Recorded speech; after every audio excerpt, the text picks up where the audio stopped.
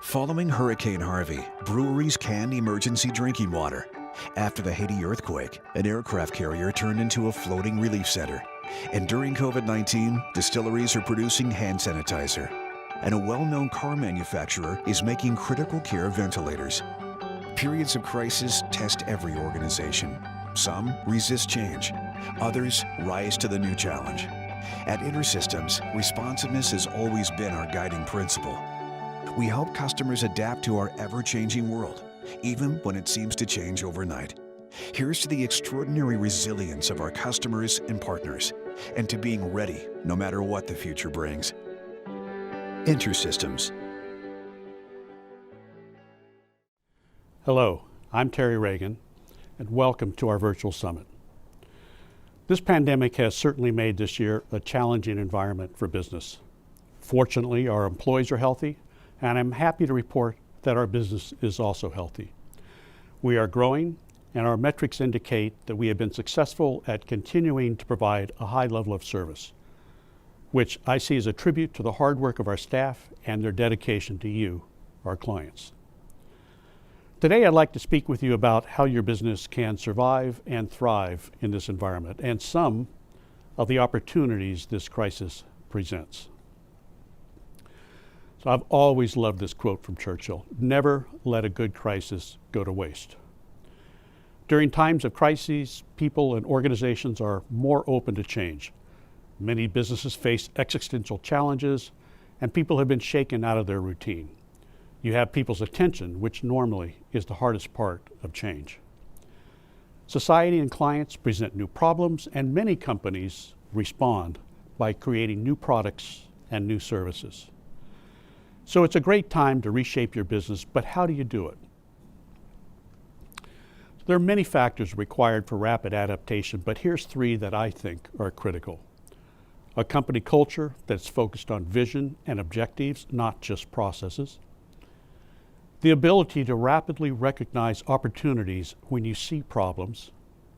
And resources that enable change and enable the creation of new products and new services. A company with a vision and objective-based culture is better positioned to respond to disruption and opportunities than a solely process-based culture. So here's some examples of a vision and objective culture. The vision of SpaceX is to put a colony on Mars, and that vision drives everything that they do. For example, a colony will require reusable rockets, so SpaceX developed the ability to reuse booster rockets. Virgin Atlantic defines a successful flight as one where the passengers are happy at the end of the flight, whereas their competition focuses on schedules. As an alternative example, Sears created the catalog business, but Sears became stuck in their way of doing things. They failed at the natural successor to the catalog business, online retail. Naturally, every organization needs processes in order to function, and when created, those processes are designed to serve the objective.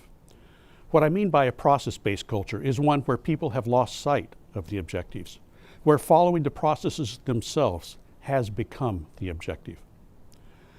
Healthcare is a good example of a business that functions with strict adherence to complex processes. Yet, because clinicians never lose sight of their core mission, saving lives and enhancing the health of our communities, they were able to completely transform care when the pandemic arrived. In some cases, new hospitals have been set up in a couple of months. One of our guest speakers, Greg Meyer, will be discussing how two major academic medical centers, Mass General and Brigham Hospitals, in the words of one clinician, turned the aircraft carrier on a dime. I have no doubt that almost every CEO feels they have an objective-based culture, but the real question in most companies is, how far down the organization do you have to go before compliance with the processes and normal practice become the goals? Times of crises are a good time to refocus your internal culture. People are awake. It's a good time to introduce change. While agility and adaptability have always been important, the last 6 months have shown how an organization's ability to quickly change can be crucial to its survival.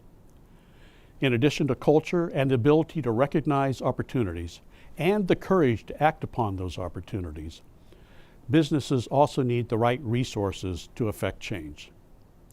Now, I'm going to focus on IT resources, which increasingly have become crucial for adaptability. In thinking about change, I'm reminded of Sun Tzu's saying, "Every battle is won or lost before it is ever fought." In this context, the question is, how well are you prepared to handle rapidly evolving or revolutionary requirements? The three elements that are critical for IT in being prepared are responsive partners that help you respond to new challenges, flexible technology that lets you create and deploy quickly, and data that is clean, easily accessible, and available to guide decisions. Clearly, this pandemic creates major challenges for businesses and the need to evolve, and there will be more crises in the future. I cannot predict when or what they will be, but I can state with great certainty that the organizations that are more agile and use data better are the ones that will survive and thrive.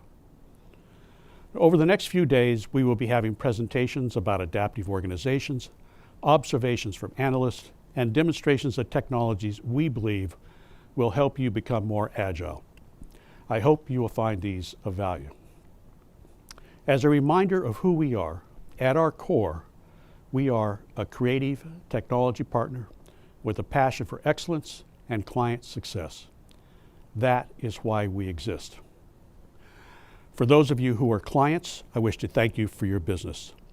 For those of you who are not clients, I hope to have the opportunity to serve you in the future. Thank you.